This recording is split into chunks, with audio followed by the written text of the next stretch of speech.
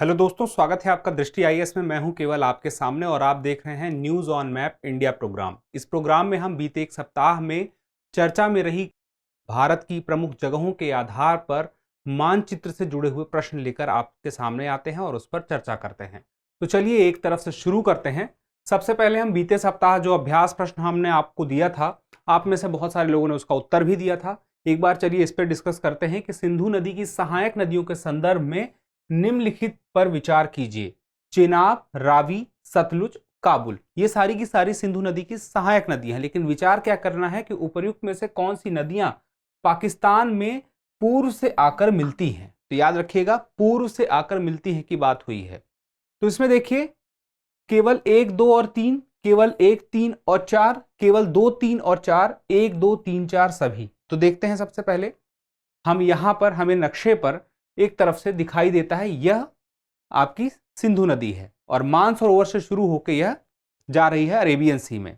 अब इसमें सहायक नदियों को देखें तो सहायक नदियां आपको दिखाएंगी। सबसे पहले चेनाब नदी आगे बढ़ते हुए जाकर पाकिस्तान में मिल जाती है। अब अगली नदी है रावी नदी। तो रावी नदी देखिए आगे बढ़ते हुए जाके चेनाब से मिल रही है। और उसके बाद फिर अगली नदी देखिए तो आपको दिखेगी सतलुज नदी, यानी कि सतलज नदी। और ये तीनों जाके कहां पे आगे जाके फिर मिलती हुई दिख रही हैं, पाकिस्तान में मिल जाती हैं। लेकिन अभी एक और नदी है काबुल नदी, वो देखिए पश्चिम से पूर्व की तरफ आते हुए दिख रही है। इसका मतलब यह हुआ कि 3 नदियां पूर्व से पश्चिम की तरफ दिख रही हैं, लेकिन एक नदी ऐसी है जो उस तरफ से नहीं आ रही। और हमारा सवाल क्या था? हमारा सवाल यही था कि कौन सी नदियां पाकिस्तान में पूर्व से आकर मिलती हैं। तो काबुल एक ऐसी नदी है, यानी कि जो 4 है यह नहीं मिलती है, यह मिलती है पश्चिम से पूर्व की तरफ। तो हमारा सही उत्तर क्या हो जाएगा? हमारा सही उत्तर हो जाएगा 1, 2 और 3 जिसमें होगा, यानी कि ऑप्शन ए। अगला सवाल देखिए, हाल ही में खबरों में रहा नौरादेही वन्यजीव अभयारण्य किस राज्य में स्थित है? ऑप्शन है आपके सामने उत्तर प्रदेश, पंजाब, राजस्थान और मध्य प्रदेश। अब इसमें देखिए, नौरादेही वन्यजीव अभयारण्य जो चर्चा में रहा उसके पीछे की वजह थी कि यह अभयारण्य है और इसी के पास में एक और है दुर्गावती अभयारण्य। इन दोनों अभयारण्य को मिलाकर वीरांगना दुर्गावती टाइगर रिजर्व घोषित कर दिया गया है। और यह जो है 54वां, भारत का 54वां टाइगर रिजर्व है। तो याद रखिएगा, नया टाइगर रिजर्व जो सबसे लेटेस्ट है मध्य प्रदेश में है टाइगर रिजर्व, और उसका नाम क्या है? वीरांगना दुर्गावती टाइगर रिजर्व। अब सवाल यही है कि नौरादेही वन्यजीव अभयारण्य किस जगह पर स्थित है? तो आपको पता चल गया होगा, मध्य प्रदेश में। लेकिन फिर भी एक बार देख लेते हैं। देखिए, मध्य प्रदेश में जितने भी wild life sanctuary, national park, tiger reserve हैं, वो सारे के सारे आपके सामने मौजूद हैं। आप चाहे तो स्क्रीनशॉट भी ले सकते हैं। अब इसमें देखिए कि यहां पर है नौरादेही वाइल्ड लाइफ सेंचुरी, सागर, नरसिंहपुर और इसके अलावा एक और जिला है, उसको मिला करके यह पूरा का पूरा टाइगर रिजर्व बना है। यहाँ पे दुर्गावती है वाइल्ड लाइफ सेंचुरी और एक है नौरादेही वाइल्ड लाइफ सेंचुरी। और देखिए टाइगर रिजर्व यहाँ पे लिखा हुआ आपको दिख भी रहा होगा, यह वो स्थान है दोनों का। इसके अलावा अब आपसे सवाल पूछा जाए कि सबसे ज्यादा टाइगर रिजर्व किस राज्य में है, तो आप बताएंगे मध्य प्रदेश में है, 60 टाइगर रिजर्व हैं। और 60 टाइगर रिजर्व अगर आपको एक तरफ से देखने हैं तो चलिए एक तरफ से हम देखते हैं। आपको दिखेगा पन्ना टाइगर रिजर्व यहां पर है। उसके बाद आगे बढ़िए, Sanjay national park tiger reserve यहां पर है। फिर Bandhavgarh national park tiger reserve यहां पर है। उसके अलावा फिर आगे बढ़िए तो Kanha national park tiger reserve यहां पर है। Satpura national park tiger reserve यहां पर है। पेंच नेशनल पार्क टाइगर रिजर्व यहां पर है। तो इस तरह से आप देखें तो आपको साफ साफ समझ में आएगा कि 7 टाइगर रिजर्व मध्य प्रदेश में मौजूद हैं।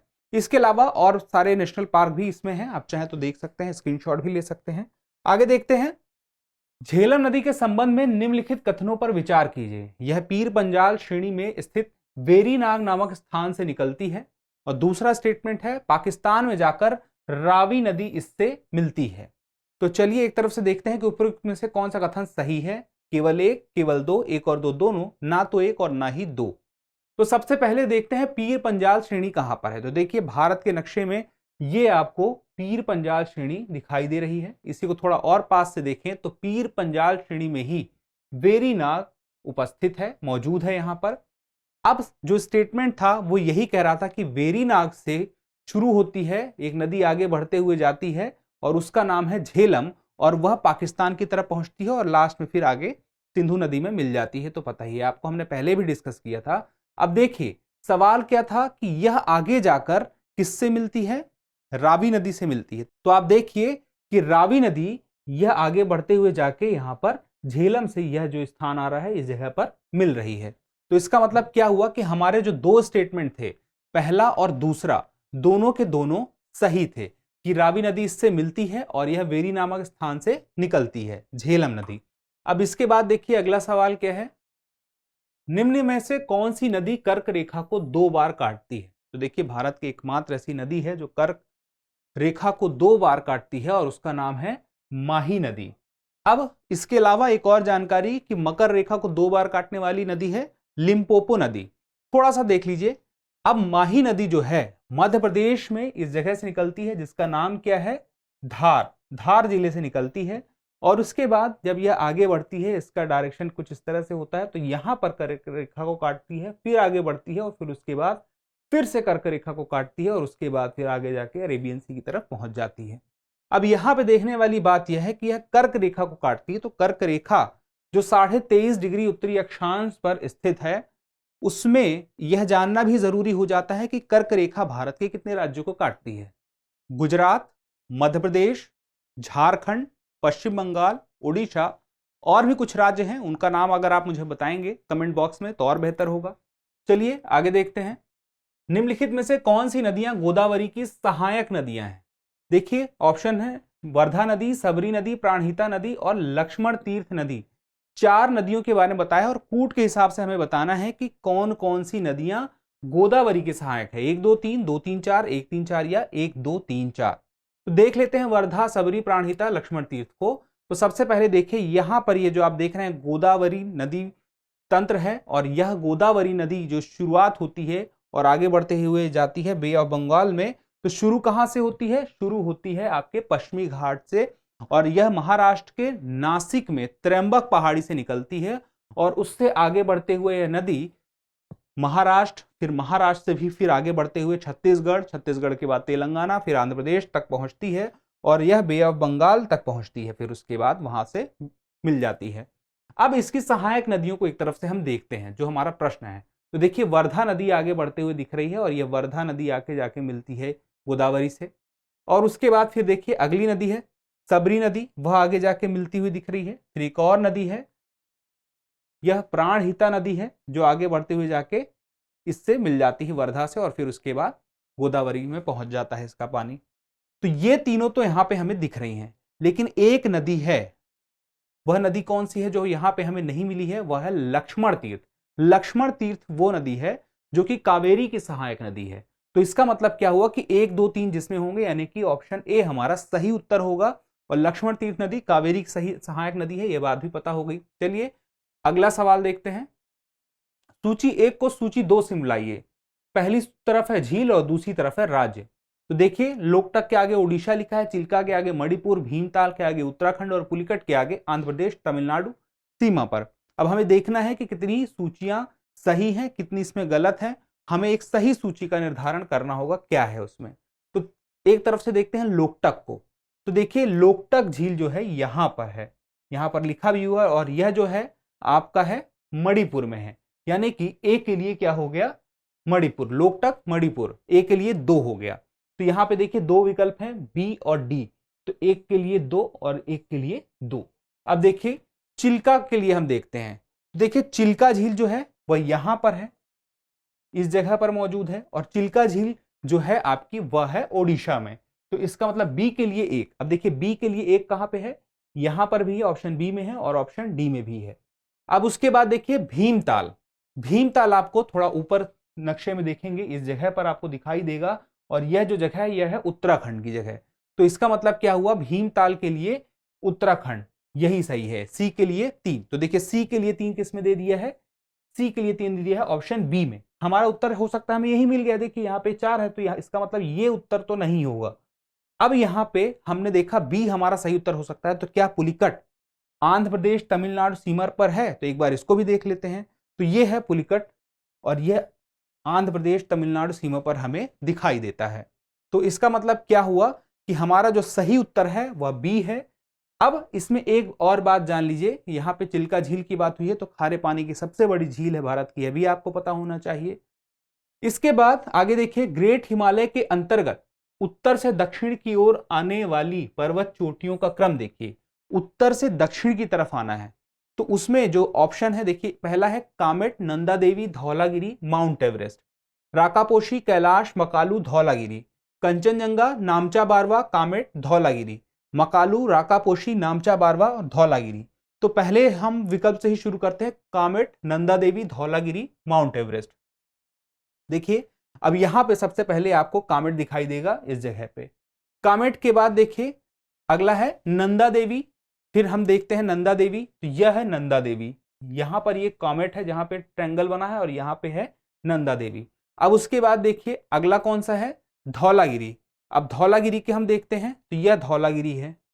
अब उसके बाद देखिए आगे कौन सा है, तो माउंट एवरेस्ट, तो माउंट एवरेस्ट फिर हमें यहां पर मिल जाता है।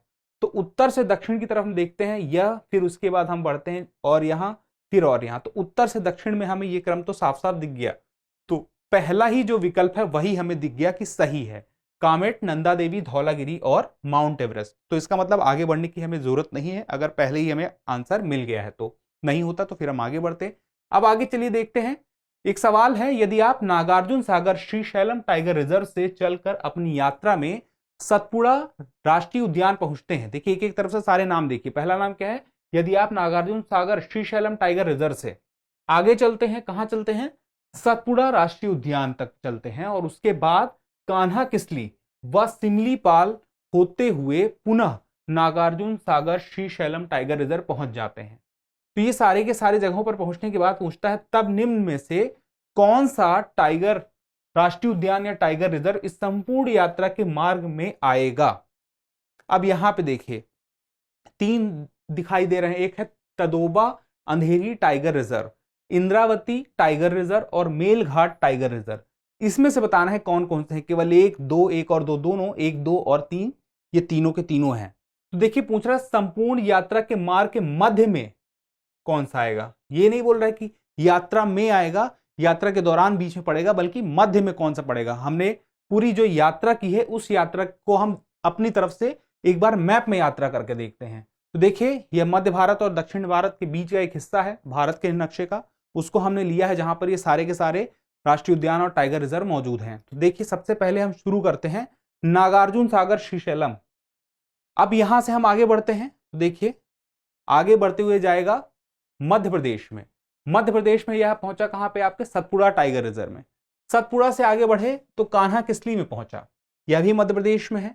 कान्हा किसली से आगे हम बढ़े तो फिर हम पहुंचते हैं सिमलीपाल में, यह ओडिशा में है। और उसके बाद फिर हम वहां से आते हैं श्रीशैलम में, आंध्र प्रदेश में, तो हम नागार्जुन सागर श्रीशैलम पहुंचते हैं। अब यहां पे देखिए एक ट्रायंगल बन गया है पूरी की पूरी यात्रा का। अब कौन कौन से राज्य में है ये भी मैंने आपको अभी बता दिया है। अब इसके मध्य की जगह में देखिए कौन कौन से राष्ट्रीय उद्यान या टाइगर रिजर्व आते हैं। तो देखिए तदोबा अंधेरी टाइगर रिजर्व एक आता है और है इंद्रावती टाइगर रिजर्व, ये दो तो हमें मिल गए, तदोबा और इंद्रावती। लेकिन मेलघाट टाइगर रिजर्व देखिए तो इस ट्रायंगल के बाहर है। हमारा जो सवाल था वह यही था कि हम ये पूरी यात्रा करते हैं तो उसके मध्य में कौन से ऐसे स्थान मिलेंगे जो हमारे पास मौजूद हैं विकल्प में। तो तदोबा और इंद्रावती है लेकिन मेलघाट टाइगर रिजर्व नहीं है। तो अब आप मुझे कमेंट बॉक्स में बताइए कि मेलघाट टाइगर रिजर्व आखिर किस राज्य में है। अब यहां पे देखिए विकल्प में तदोबा और इंद्रावती कहां पे हैं, तो तदोबा और इंद्रावती एक और दो, एक और दो हमें कहां मिलता है, सी में, यानी कि ऑप्शन सी इसका सही उत्तर है।